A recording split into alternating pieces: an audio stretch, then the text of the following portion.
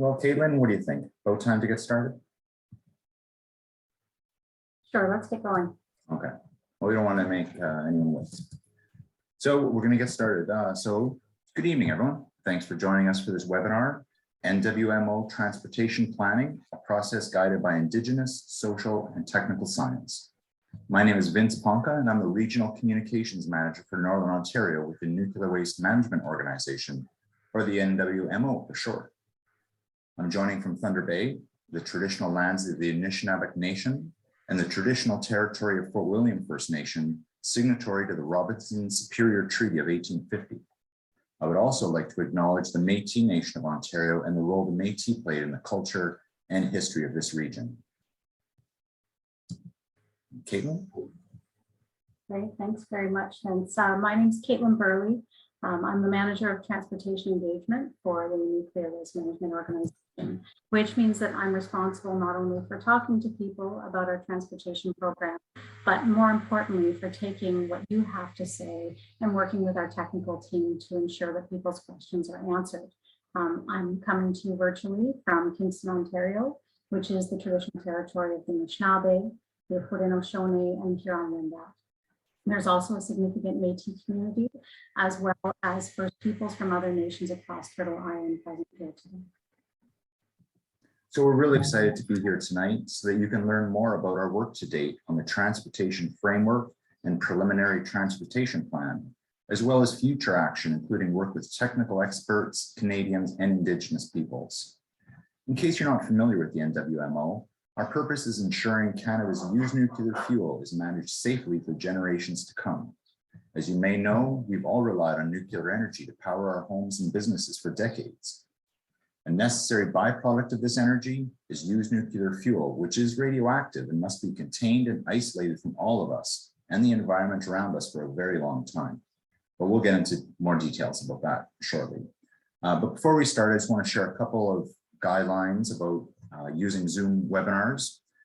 If you have any questions or comments for us panelists, you're welcome to type them in using the Q&A function at the bottom of your Zoom screen there. We'll be checking out that question box as we go, and we'll make sure that any questions we have time for are answered live during the event. So as the chat function is disabled, if you have a specific technical question, please also ask that through the Q&A function. So if we have time, we'll answer as many questions as possible at the end of the presentation. And if we don't get to your question, we'll keep track of it and incorporate answers to some of the most frequently asked questions within the You Asked Us page on the website, and we'll share all the answers with everyone who's registered for this call. So you can also check out our transportation webpage anytime at www.nwmo.ca/transportation planning. That's all one word for more information. And with that, Caitlin, I think we're ready to get started on our show. So here we are. We're here to talk about collaborative transportation planning. So we could jump ahead, and this is Canada's plan. So we can jump ahead one more. So what does that mean? And who is the NWMO? So the Nuclear Waste Management Organization was established in 2002 in accordance with the Nuclear Fuel Waste Act. We're a non-for-profit organization that has been given the task to manage Canada's used nuclear fuel in a way that is socially acceptable, technically sound, environmentally responsible, and economically feasible. And since 2010, we've been engaged in an inclusive, community-driven process to identify a site where Canada's used nuclear fuel can be safely contained and isolated in a deep geological repository. And we'll talk a little bit more about the site selection process a few slides from now. Caitlin, we can move ahead. So I'm just going to give a quick overview before we get really into the nuts and bolts of transportation. I just want to give a quick overview of the sector and NWMO in general. So nuclear energy in Ontario. Approximately 60% of Ontario's energy comes from nuclear, and that means about 15% of Canada's electricity comes from nuclear. And the nuclear industry is a major contributor to Ontario's economy, and Canada is seen as a world leader in clean electricity. The supply of nuclear energy permitted Ontario to effectively close all of its coal-fired energy generation plants without interruptions to users. And this movement away from coal has been Canada's single largest climate action to reduce harmful greenhouse gases. And nuclear power production directly employs approximately 30,000 people. Okay, the next slide. So this is a great place to start. What is used nuclear fuel? Well, what is nuclear fuel? As you see on the right side of your screen, that black cylinder, that's what it is. It's pellets of uranium dioxide that's formed into a ceramic cylinder. And that's a stable solid. It's not a liquid and it's not a gas. And it's not classified as flammable or explosive. So those little pellets of uranium are put into a fuel bundle, as you see there, and that's what's fed into a CANDU reactor. And the bundles are in there for, say, 10 months or so. And each bundle can generate enough electricity to power 100 homes for a year.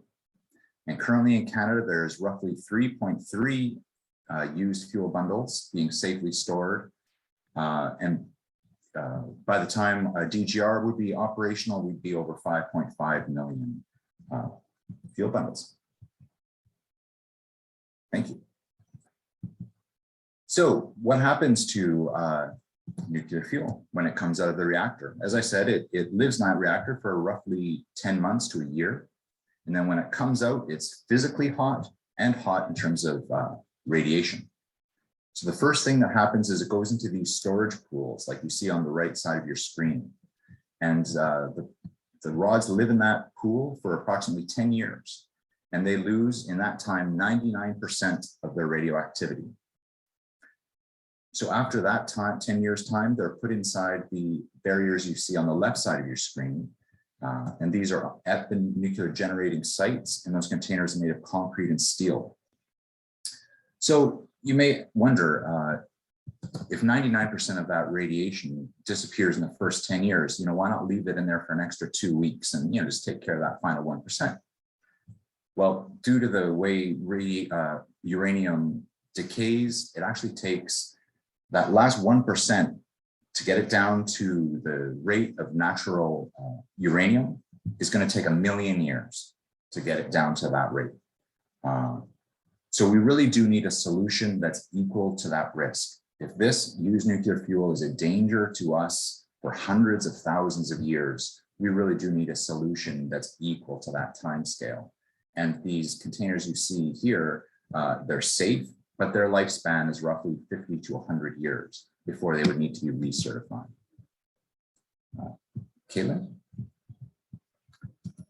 So the NWMO is implementing a national environmental infrastructure project designed to protect people and the environment from used nuclear fuel by containing and isolating it in a deep geological repository, like you see on the screen there. There's scientific consensus among countries with nuclear power programs that a deep geological repository is the best long-term management method for used nuclear fuel and high-level waste. And so we won't get into a lot of detail about that site in this particular webinar, but we would be putting the used fuel roughly 500 meters down in solid rock. So just to give you a very, very quick talk about the siting process. In 2010, the NWMO asked communities across Canada to put up their hands if they were interested in learning more about hosting a deep geological repository. The NWMO did not approach communities. It was the other way around. And after more than 10 years of study and engagement, we're down to 2 potential sites: Wabigoon Lake Ojibwe Nation in Ignis in northwestern Ontario, or Saugeen Ojibwe Nation in South Bruce in southwestern Ontario. And in 2023, we expect to select a site for the Deep Geological Repository. Now, this project would bring hundreds of direct jobs to the region, and those jobs would last 150 to 200 years. So this is a $26 billion project over its lifespan of 150 to 200 years. And this means generations of good, well-paying jobs. And honestly, I do hope this major investment comes north just for that reason alone. Caitlin?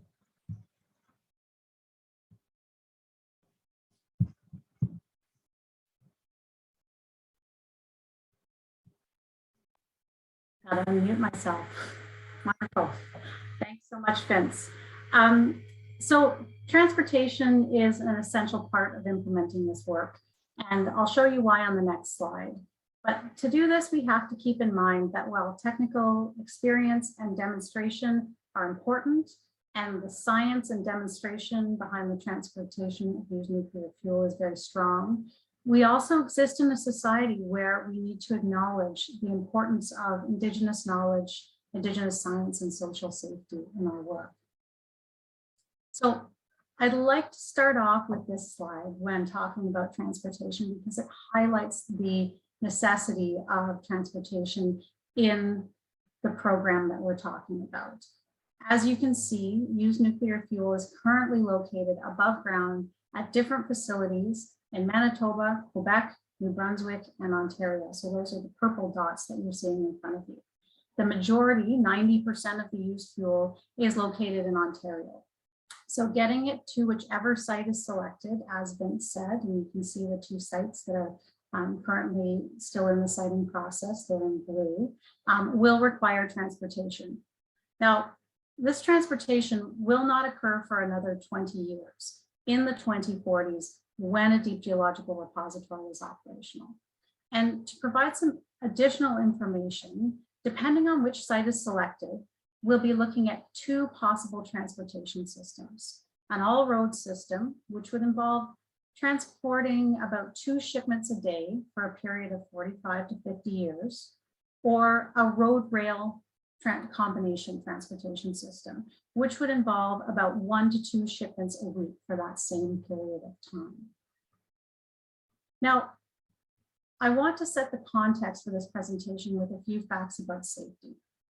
Used nuclear fuel is the most highly regulated material transported in Canada. It's already transported in small quantities today, so not at the scale that we're talking about for this project, which is one of the reasons why we're talking about it so early. Transportation of used nuclear fuel is jointly regulated by the Canadian Nuclear Safety Commission and Transport Canada. Those same regulatory bodies are responsible for safely transporting about 1 million radioactive shipments in Canada each year. And although, as I said, used fuel shipments are still relatively infrequent. Transportation packages, so you can see an example of that to the far left of your screen, are designed to withstand severe accident conditions and must undergo extreme tests that are set by the International Atomic Energy Agency. So that's an international body that sets standards for transportation of used fuel across the world. There's also a really strong international track record for transporting used nuclear fuel. In nearly 60 years, there have been more than 20,000 shipments worldwide, and none have caused harm to people or the environment as a result of the release of radioactive material.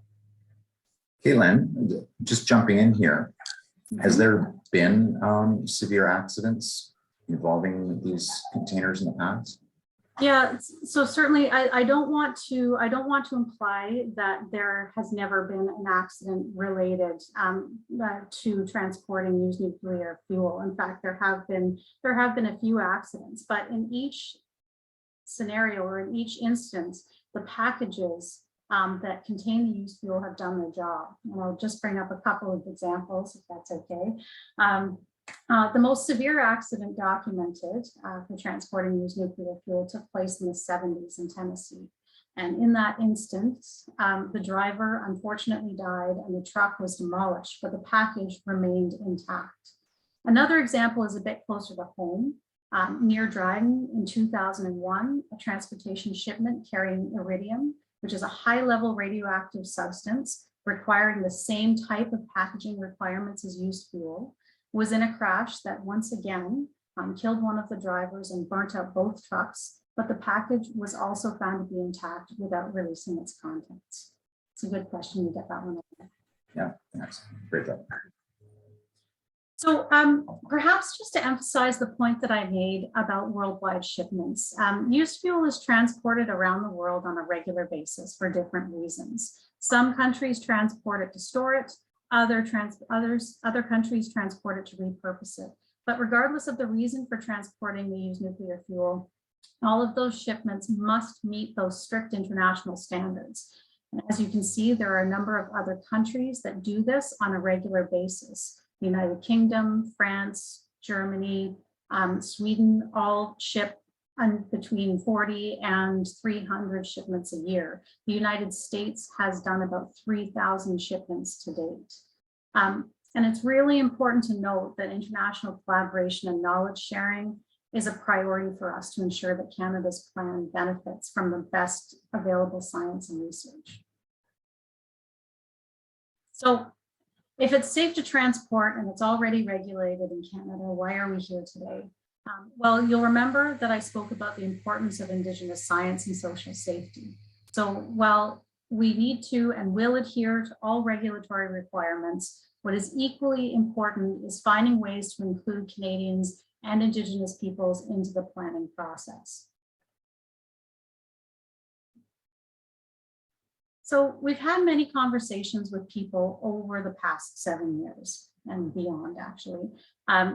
And based on those conversations, I know that there are many concerns about transporting used nuclear fuel. People are concerned about accident rates, especially along Northern Ontario highways. They're concerned about how we can keep people and watersheds protected from the impact of radiation and what happens if there's an accident. People want to know about how we can include Indigenous knowledge into our planning and the actual transportation once it begins. They want to know about emergency response and how that worked in the event of an accident. And they want assurances that NWMO will not cut corners or enter into unsafe transportation conditions like severe winter weather or the flooding that's happening in Northern Ontario right now. I suspect that many people here also have those questions too. And I want to assure you that we're receiving those questions and we're actively turning them into work programs so that we can address them, as opposed to just referencing the regulatory requirements, which are incredibly stringent, but we know that that's not satisfactory to many people. And so we want to make sure that the questions that are being asked are being answered. So I'm going to introduce 2 documents that we've recently released and encourage you to ask questions and or think about the content and get back to us with further questions. We're going to have contact information at the end of this session, and we're going to be in touch with you about the questions that were asked today as well. So please feel free to see this as the beginning of a more in-depth conversation with the public about our transportation program. So the first of the documents is called the Transportation Planning Framework. And this is a more socially focused document. It sets out objectives, priorities, and considerations for the transportation of used nuclear fuel as identified by the people that we've talked to so far. The second document is a preliminary plan that provides an overview of technical approaches, regulatory requirements, and planning assumptions. So we'll start with the framework. In August of 2020, a draft of the framework was released for public feedback. The previous iteration of this framework was actually a straight line. So imagine taking this, this image and drawing it out into a straight line with 6 key elements that included priorities, objectives and principles, ensuring safety, protecting the environment, being inclusive, and selecting modes and routes. Based on what we heard, we revised this figure, firstly, to be more inclusive of Indigenous knowledge, thinking about this being an ongoing and iterative process instead of a linear one. Secondly, to acknowledge that in addition to protecting the environment, we need to be respectful of and consider people's relationship with the land.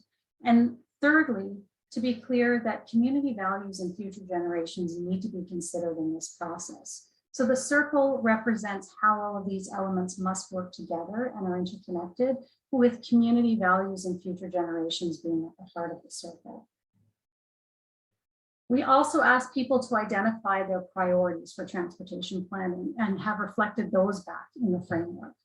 So safety was by far the highest priority that people identified, but they also told us that there were a number of other things they wanted us to consider in order for them to be confident in a transportation plan. And those include protecting the environment, respectful relationships with First Nation and Métis communities, security, emergency response planning, drawing on international lessons learned, ensuring that the plan is adaptive, training, monitoring, tracking, and auditing, communication, education, and engagement, ensuring program sustainability. And finally, in the most recent iteration, we added another one, and that's considering infrastructure. People are concerned about and want to make sure that the infrastructure can support this type of transportation, because we're not talking about developing new roads or new rail lines. We're going to predominantly use existing infrastructure for this work. You'll also note that the puzzle is not complete, and that's because we expect that other priorities will need to be added, and some of these priorities might change as we continue to have these discussions over the next 20 years and beyond. People also helped us develop a set of guiding principles and objectives. The objectives tell NWMO what we need to do to achieve a socially acceptable transportation program. Those include protecting the public and workers, ensuring security, protecting the environment, building respectful relationships with First Nation and Métis communities, and developing an economically feasible plan. Closely aligned with those objectives are principles that will guide our decision-making over the next 20 years. And those principles include safety as a priority, meeting or exceeding regulatory requirements, transparency and trust building being key to the process, balancing adaptability and continuity, evidence-informed decision-making, the importance of Indigenous and traditional knowledge, responsible project management, and informing and engaging. And we ran a survey last year when the framework was in draft and found that people generally agreed with these principles and objectives. So now what do we do with them? Well, we close out the framework with our commitment to continuing to seek feedback on those elements, priorities, principles, and objectives on an ongoing basis, and updating the document as well as our implementation approach every 3 years. If you remember, we had future generations at the center of our framework earlier in this presentation. And this is one of the ways of ensuring that future generations have a voice in transportation planning. Caitlin, if you don't mind, I'll just jump in quick with a question. So we talk a lot about including Indigenous knowledge in our work, but how is this being done in regards to transportation planning specifically? Yeah, so thanks, Vince. Well, I'm not Indigenous and I'm a settler in this country. The transportation work that we're leading is overseen by Bob Watts, who's the Vice President of Indigenous Relations. And our team has been working closely with a community-based working group that brings together Indigenous and municipal voices and that group provides guidance and helps us and me personally to understand how we can acknowledge and include Indigenous knowledge and voices in our program. For example, they've recommended that going forward with our engagement, we establish a series of sharing circles about transportation. We are also advised by the Council of Elders and Youth, which oversees all of NWMO's work. But the Council of Elders and Youth have really asked us to think about how we can include ceremony in our work, in our planning, and in transportation once it actually begins in the 2040s. So these are things that we're thinking about now, and we're still very early in those discussions. And finally, we have an internal assessment tool called a reconciliation assessment that we've actually used once on the framework, and we've committed to revisiting it at a minimum of every 3 years to ensure that reconciliation and Indigenous knowledge remain at the heart of the work that we're doing. This tool asks really fundamental questions and explicitly asks about how we're including reconciliation into each element of our work, from technical studies to contracting, and also whether we've left room for discussions of incorporating Indigenous knowledge into our work. I want to emphasize that I'm not an expert in Indigenous knowledge, and I'm on my own personal and very early reconciliation journey. So one of the things that I really welcome is receiving guidance and comments as we move through this planning process. Thanks, Caitlin. I can take the next one to give you a moment to grab a drink or something on. So now that the revised framework and all of its contents lay out our aspirations for the program, but you may be asking yourselves, well, those words sound nice, but what are you actually going to do? So one of the things we're trying to demonstrate is how we plan to continue to include public input and best practice into this planning process as it evolves over the next 20 years. So we need a baseline, a preliminary plan so that people can understand what our thinking is now. And we know this because we heard people say that they needed more information to be able to provide input. As much as it's nice to feed into a framework, people wanted to understand, even at a high level, what the exact plan is for transportation. So that's why we developed the preliminary plan. And this is also a document that we will continue to update and it will continue to evolve as we incorporate feedback, learn from best practices from around the world, and as the transportation landscape changes over the next 20 years. So who knows what technology may come along that may change how we do our fundamental things. Okay. Yes, when we talk to people about our planning timeframes, one of the things that people identify as the biggest opportunity and the biggest challenge is that time frame. So opportunity because there's lots of time to have these discussions, challenge because things will change, planning assumptions will change over those 20 years. So now we're going to dive into the second document, and that's the preliminary plan.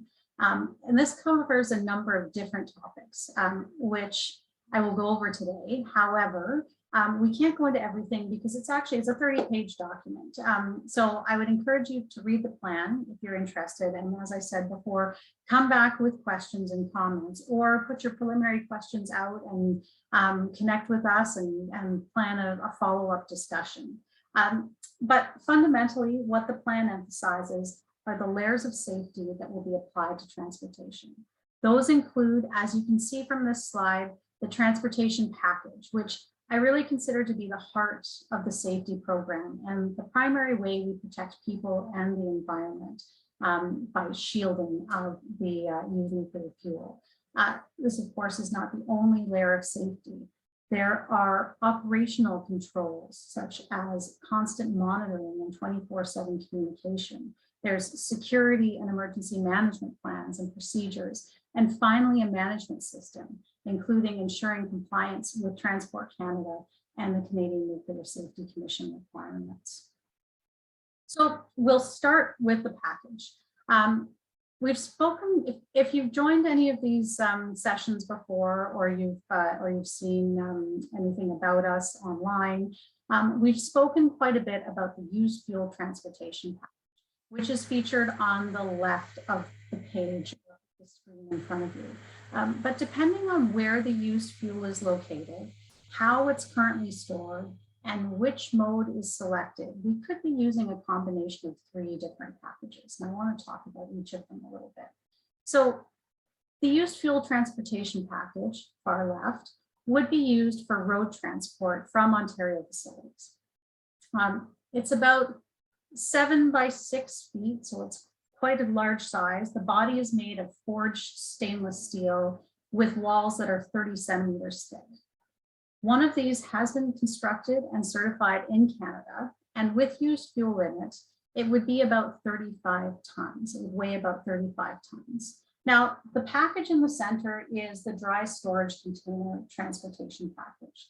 This package would be used for relatively short distance transport by road, so 150 kilometers or less, or rail transportation in Ontario. The package is designed to cover the entire dry storage container, and that's what used fuel is currently stored in. So remember the white containers that Vince showed you earlier in the program. So it's actually, these packages are actually designed to cover the entire dry storage container. They weigh about 100 tons and are certified in Canada, but the certifications would require some additional work for road and rail for our program. For example, special permits would need to be sought to transport by road because of the weight of the container.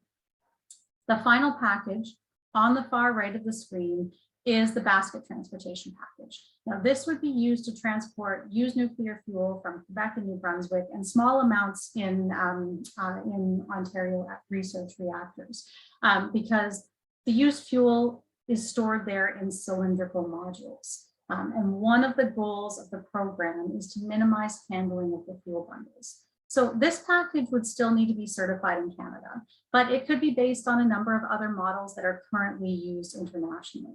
So this is work that we're going to need to do over the next 20 years to ensure that containers meet Canadian and international requirements. There are many different packages certified and used internationally that NWMO will look to guide our work on designing and certifying these packages. So Caitlin, we had a question come to us via Twitter regarding that dry storage containers. Maybe I could just toss it in here, if that's all right.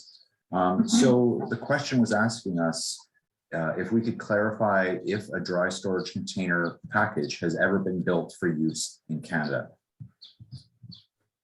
Yeah, thanks. So, well, I said it's currently certified for rail use in Canada, and historically it's been certified for transportation by water. It's not been built to full scale yet. Half scale model testing has been done, and I'll talk about the tests in a minute. But as I said above, this type of packaging would require some additional certification work in Canada if we choose to use it. So if we select a site where we choose to use a road rail combination transportation system. Hope that provides some clarity there. Okay, I'll go on. So why are these packages so important? Well, as I said earlier, they're the primary way we protect people and the environment from radiation. Now, I don't want to downplay the nature of the material we're transporting because it is highly radioactive. But I do want to emphasize that this is material with known and predictable properties that we can protect ourselves from with the right measures in place. Now, this figure is a little bit old. It's from one of our 2015 documents, but it's helpful in terms of demonstrating comparatively what radiation exposures could look like. And just a note that we are going to be updating our work that went into developing this diagram as transportation planning becomes more detailed over the upcoming years.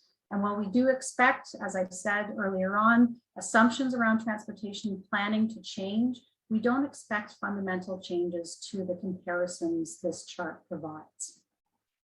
So I'm going to start out by saying that people are exposed to radiation every day. In fact, people are exposed to, on average, 1.8 millisieverts, and millisieverts are just the way that we measure radiation exposure. So 1.8 millisieverts per year. And this is just because it can be found in naturally occurring elements like radon, that is created by the breakdown of uranium in soil and rock. And there's solar radiation, radiation that comes off the sun. Additionally, people are exposed to radiation through everyday activities like eating some types of foods, medical procedures like dental x-rays, or even flying. So Caitlin, if I could jump in again, when I've been out in the communities, I've heard people say things like, there's no safe level of radiation exposure. Can you speak a little more about that? Sure. I want to qualify it first by saying that I'm not a nuclear scientist or a radiation expert. So if there's an interest in having a deep dive on radiation and exposure, please let us know through the Q&A portion, and we can set another webinar up. But I can provide some high-level information on this. There is, in fact, a limit that has been set by the government for members of the public that is safe, and that is 1 millisievert per year. This is well below the lowest acute radiation dose that has been shown to increase the risk of cancer, which is 100 millisieverts per year. So the government has, in fact, set standards about what is considered a safe amount of radiation to be exposed to, and it's extremely conservative. Now, how does this relate to transportation? Well, this image, which is based on a study that we did about 10 years ago, shows that if someone were 30 meters away from a transportation route every time a shipment went by, they would receive 0.000032 millisieverts of radiation per year, which is orders of magnitude below the regulatory limit and is even less radiation than you would be exposed to than eating a banana. In fact, the driver of that truck, who would have to spend hundreds of hours being the person in closest proximity to the package over the course of a year, I'm not saying that one shipment would take hundreds of hours, they would be exposed to about 0.35 millisieverts for the entire year, which is still below the regulatory dose for members of the public. So Caitlin, I think one thing probably a lot of people here are listening is, these packages sound great and everything, but what happens in the real world if there is an accident, and how can we demonstrate that these containers can withstand what we know northern highways could throw at them? Thanks, Vince. Yeah, this is a question that we get all the time. So firstly, I'll say that anyone transporting used nuclear fuel in Canada must go through a regulatory process to certify the package they plan to use for the contents they are planning to transport. This means conducting a series of tests that are set, as I said before, by the International Atomic Energy Agency. The tests include a drop test, a puncture test, and a thermal test that are done consecutively on the same package. An immersion test is also done to understand the impact of the package being submerged in water at 2 different depths. These same testing standards are used around the world, and in addition to that, some countries have actually done their own demonstration trials. So the video that I'm about to show, because I'll take a break and have a glass of water. But the video that I'm about to show depicts some of these trials on containers that were certified to meet international standards. And let me know if there's any problems with the audio, but I think we have this. Transportation packages, demonstration trials. That's good. Canada's plan calls for the safe long-term management of used nuclear fuel by centrally containing and isolating it in a deep geological repository. As part of the plan, used nuclear fuel must be transported from interim storage facilities to the repository site. Transportation is expected to begin in the 2040s. Over the years and around the world, transportation packages have been subjected to a number of demonstration trials. These trials are intended to instill confidence in the public that used nuclear fuel can be transported safely. Canada is among many countries to adhere to international standards and to test the safety of these transportation packages. The Nuclear Waste Management Organization will follow and build upon a long global history of safely transporting used nuclear fuel. For over 50 years, more than 20,000 used nuclear fuel shipments have been made worldwide without any serious injuries, health impacts, or environmental consequences. For example, a test in 1984 by the UK Central Electricity Generating Board showed that a package designed to meet international standards could withstand being rammed by a locomotive traveling at 160 kilometers per hour. The package remained intact with only superficial scarring. In 1999, the German Federal Institute for Materials Research and Testing exploded a rail tank car filled with propane next to a transportation package for used nuclear fuel. What happened? The exploding rail car directly hit and flipped the package. The package lodged itself into the ground about 10 meters away. While the rail car was destroyed, the transportation package stayed intact, preventing the release of any of its contents. These extreme demonstration trials show the safety and strength of transportation packages designed to move used nuclear fuel safely without releasing contents, even under the most severe conditions. Safety is at the core of Canada's plan. Working with regulatory bodies and under international requirements will ensure the protection of people and the environment as used nuclear fuel is transported to the eventual repository site. Dig deeper, learn more by visiting nwmo.ca.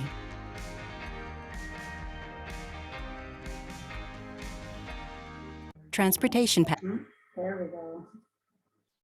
I don't think we need to watch it twice. So I've talked about the regulatory requirements for the package.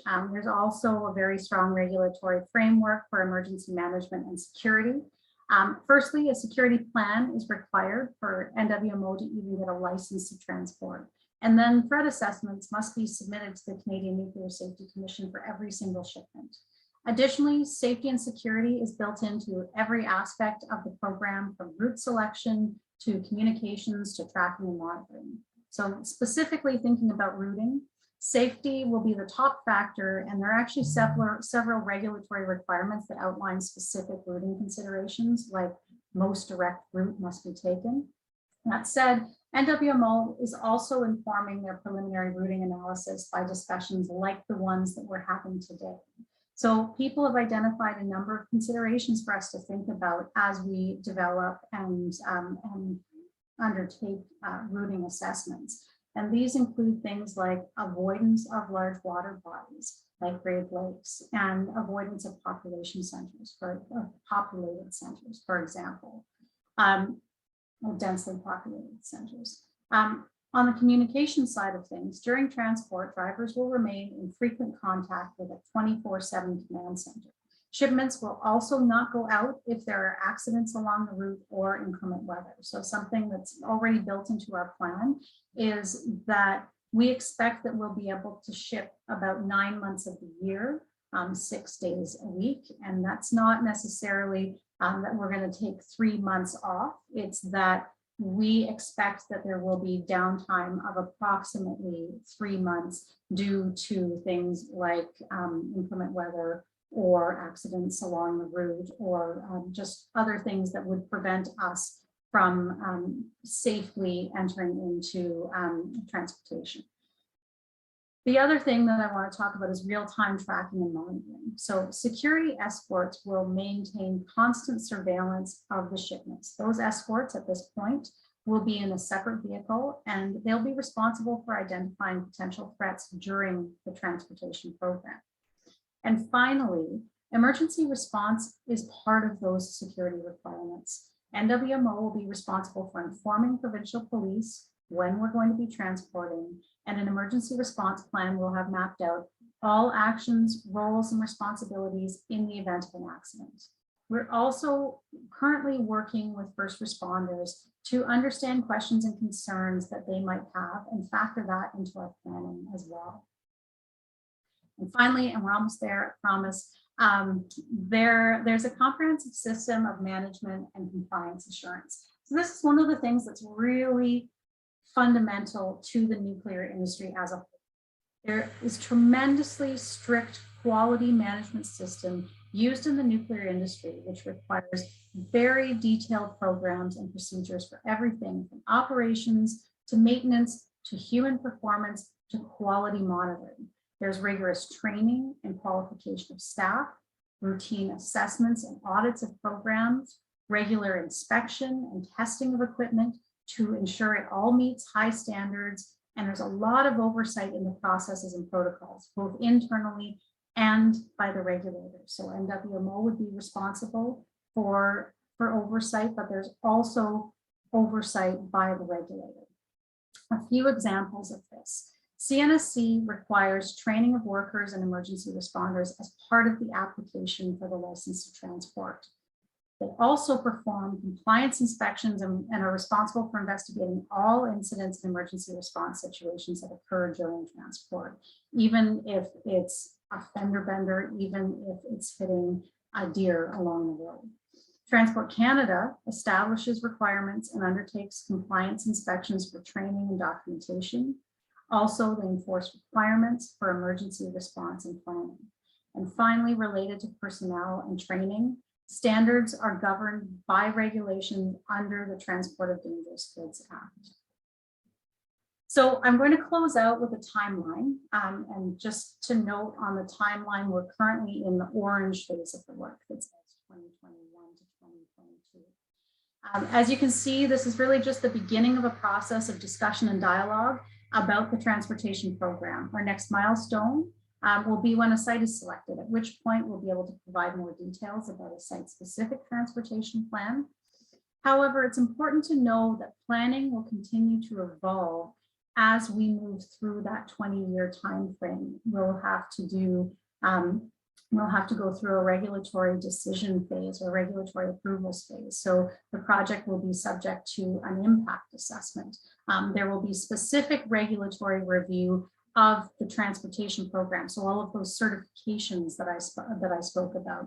And of course, we're certainly looking at and talking with first responders about capacity building programs for those first responders. All of this work is going to be underpinned by a program of ongoing dialogue and continuing to be informed by international best practice and experience as well. So I think I will leave it there. As Vince said, if you're interested in learning more, please feel free to visit our website. But I'm also more than happy to answer questions now. Or we do have a couple we could get to. I think we have a bit of time. Great. Okay. So maybe since you've been talking, I could handle the first one. The question is, when I was talking about jobs, the first question is, they mentioned the 150 jobs, will they be on-site or transportation jobs? The actual job figure is probably much higher than 150. We're looking at hundreds of jobs, and it runs the gamut of transportation and other roles. One of the amazing things about this project is right now, NWMO headquarters is in downtown Toronto, but they've made the commitment that if Ignis or South Bruce is chosen as the site, the entire organization is moving there. So, the CEO on down will be moving to Ignis. And so there's going to be a lot of opportunity because, let's face it, a lot of people that are living and working in Toronto, they may not want to relocate even for a great job. And that means a lot of opportunity for those of us who do live and work in the North. So it's all over the map. Definitely a lot of jobs on site as well as transportation jobs. So Caitlin, maybe I could give you one. Is used nuclear fuel ever transported by air or sea? Sure. So the three methods of the three approved methods of transporting used nuclear fuel are road, rail, and water. So there are, and you would have seen internationally in that map that there are countries that do transport used nuclear fuel by water. I believe it's Japan, and the US does this. In Canada, we've actually ruled out transportation by water for a couple of reasons. Firstly, technical challenges associated with that, but secondly, there just wasn't a really good sense that this would be socially acceptable, and so we ruled it out relatively early on. Radioactive shipments are things like medical equipment and industrial radioactive materials are shipped by air, but used nuclear fuel is not. Great. So maybe I can take the next question, also related to jobs. Will the jobs identified be First Nation jobs? Well, there will be a lot of work for everyone. So I think specifically when I think of Wabigoon Lake Ojibwe Nation and other First Nations in the Northwest, I think we'd really want to work closely with them to give young people access to education that may give them the training they need for these future jobs. That gets me very excited too. It's just that opportunity for young people to get educated and work in rewarding technical scientific work in the North. Not even just Thunder Bay, but Ignis, right? A small town in Northwestern Ontario could become this scientific hub, right? We've already seen scientists from around the world, Finland in particular, coming to Ignis to do research, right? It's already attracting international researchers. So there would definitely be jobs for First Nations, absolutely. So let's see. There's a question you may be able to answer off the cuff, Caitlin. How will communication be constant in Northern Ontario, as we do not have that now? Will it be satellite or towers? Sure, yes, yeah, and believe me, so I used to live in Northern Ontario. I just moved to Kingston from Kenora a couple of months ago, and before that I lived in Thunder Bay. So I know that there are stretches of the highway that that have cellular service. So one of the things that we'll be doing as we get closer to transporting, so in 20 years, we'll certainly be looking at areas where there might not be reception, and ensuring that we have the ability to cover that 24/7 communications requirement and commitment. So that would be through use of things like satellites and or cellular, depending on what the technology looks like at that time. But I can certainly say there is a commitment to 24/7 communication between the driver of the vehicle, the escort vehicle, and a 24/7 command center. And another question is similar, but just wanting to confirm that the tracking of those vehicles would also be consistent and yeah. Okay. Definitely. And I think I see a question as well about opportunities for tests to be demonstrated in the communities interested in hosting the facility. So that's an interesting question, and I don't have an answer for that now. I can tell you that the tests that are done have to be done in very controlled environments. And so actually doing them in community would be incredibly challenging, but it's certainly something that that I can take back to our technical team and think about. One of the things that we're always trying to think about is how can we really get people, how can we really get these tests that we do to resonate with people, because just watching a video of a package being dropped doesn't always sit with people in the same way that, let's say, the train smashing into the transportation package does.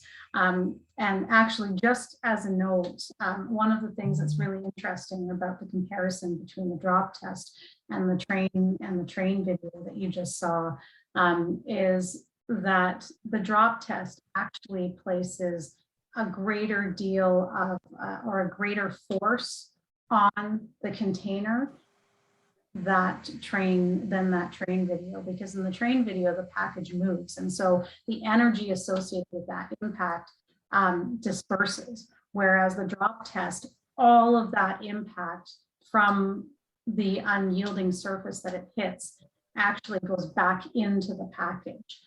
So it's a really good question, and it's certainly one that I don't have an answer to now, but certainly something that we can think about in terms of how to really get these tests to resonate with people.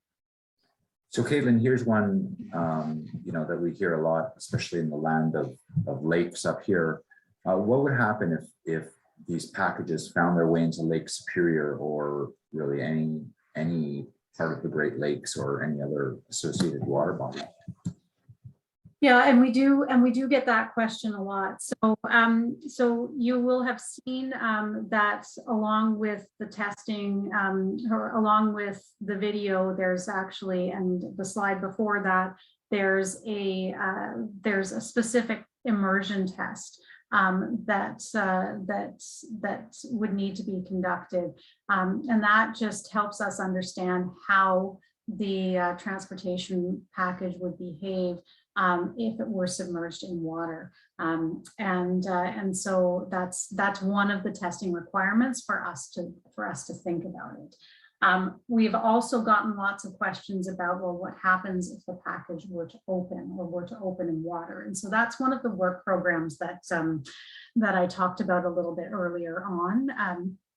just making sure. So one of the, that's actually a very, even though it seems quite simple, a very complicated question. And we want to answer it with the best science possible. So one of the work programs that we're engaging our technical team in is helping us answer that question in a really technical and scientific way, so that people have a lot of information about that.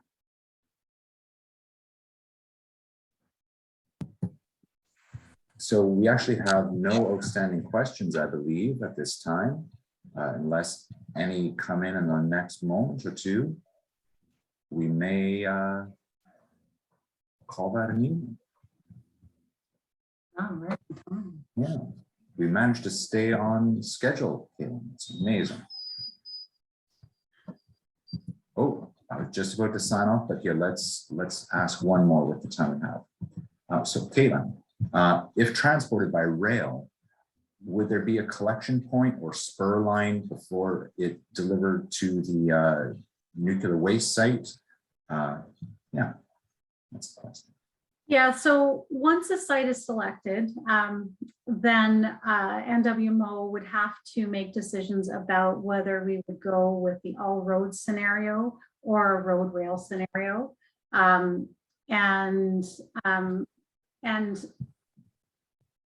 as part of that road rail scenario, we would have to look at any additional infrastructure to the site that would be required. So we might be thinking about things like rail spurs or access roads. Those are the types of infrastructure developments that we would need. But at this point in time, it's a little bit too early for that information. But I would certainly say infrastructure is something that we will look at and get into more detail on once we've selected a site.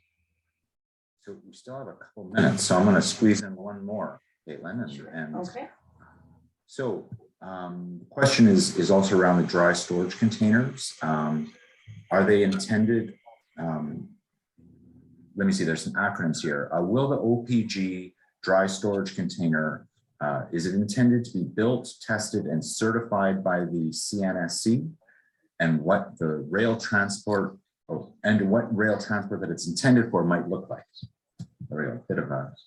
Yeah, so what I would do is I would direct you to the plan for that. So the dry storage container transportation package is currently certified. The certification is owned by Ontario Power Generation. So as I said earlier in the presentation, if NWMO is going to be using this as a mode of transportation, then we would have to do additional work to get it certified for the program we're looking at. In terms of what rail transport might look like, so I'm trying to think, I can't remember the exact page of the plan, but we do identify specifically where where used fuel is coming from and how we would plan to transport it. So for example, rail transport, if a Northern Ontario site is selected, rail transport would be used from Pickering, Darlington, and Bruce Power. The rest, and for Bruce Power, there would have to be transport by road to an intermodal facility because there's no rail infrastructure that goes into that site, and then it would be put on rail and transported to the Wabigoon Lake Ojibwe Nation and Ignos site.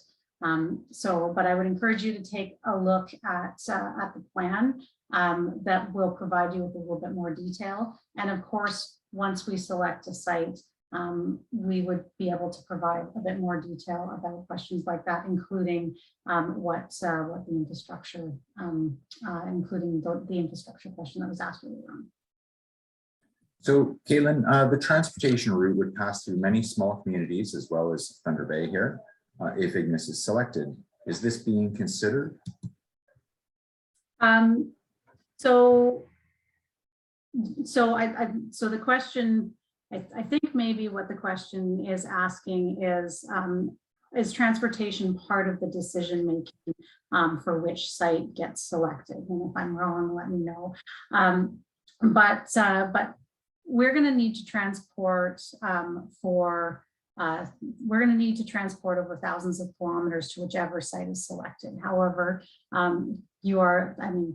when people look at the distances, the Wabigoon Lake Ojibwe Nation and Ignace site is definitely farther.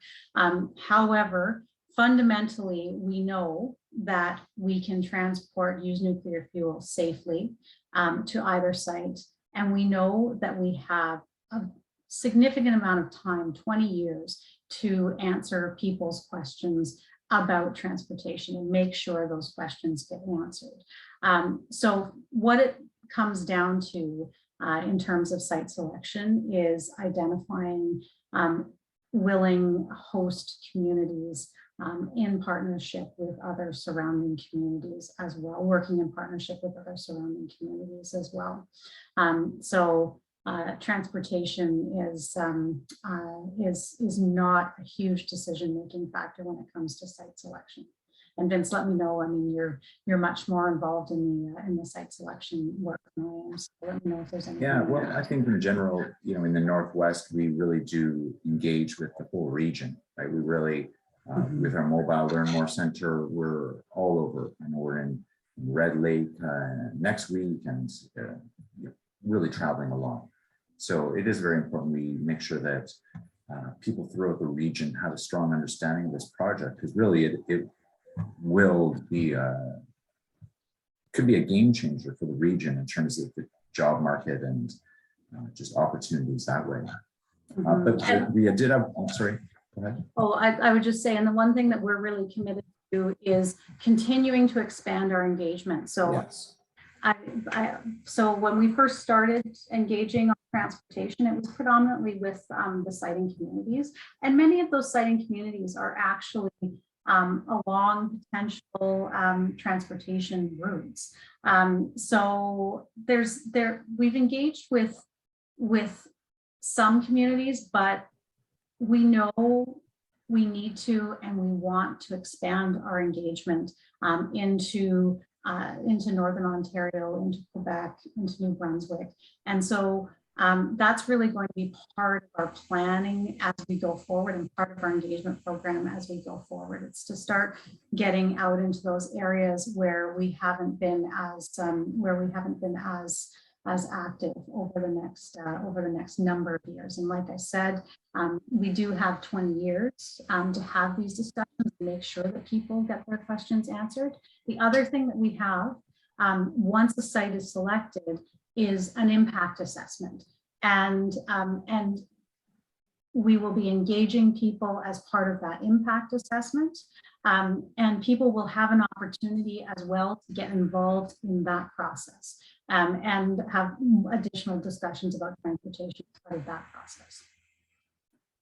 Fantastic. So the final question is one I could handle. It was a question asking when results of the testing will be shared with the public. So this is something we'll do on a regular basis. As soon as we get the results, we'll share them. We'll put them on our website, share them on our social, share the results with the media, that sort of thing. And one exciting thing that you can keep an eye out for this summer and into next year are community studies. And that's when we're really going to get some very detailed numbers on job figures, but also studies like what would it mean to Ignace to suddenly have 500 people moving to town? How can a town of 1,200 prepare itself to double in size, right? That's a lot to think about. And as you say, Caitlin, there's really decades to before anything will be operational. But this thinking needs to happen now.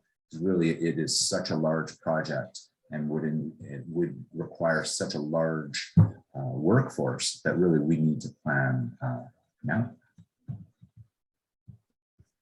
So I think that's going to bring us to the end of the conversation. If any other questions come through, we're happy to answer them after the fact. And we really are excited to talk to anyone at any time. So if questions occur to you in the middle of the night, drop us an email and we'll get back to you. Probably not tonight, but we'll get back to you very soon. And we're happy to meet in person, whatever you need. That's what we're here for, is to answer your questions. So thanks again for joining us this evening. We appreciate you taking the time. And don't forget to follow NWMO on Facebook, Twitter, Instagram, or LinkedIn. And that's another way to get updates about our work. And a recording of this webinar will be shared via email to all of you who registered. And it will also be made available on our website and social media channels. So please keep an eye on the You Asked Us page on our website as well, where we'll be putting some of these new questions and answers from this webinar. So thank you so much. It was a real pleasure tonight, Caitlin. Thanks for hosting. Yeah, thank you very much, Vince, and thanks to all of you that that joined on. So really, really great questions. Thank you.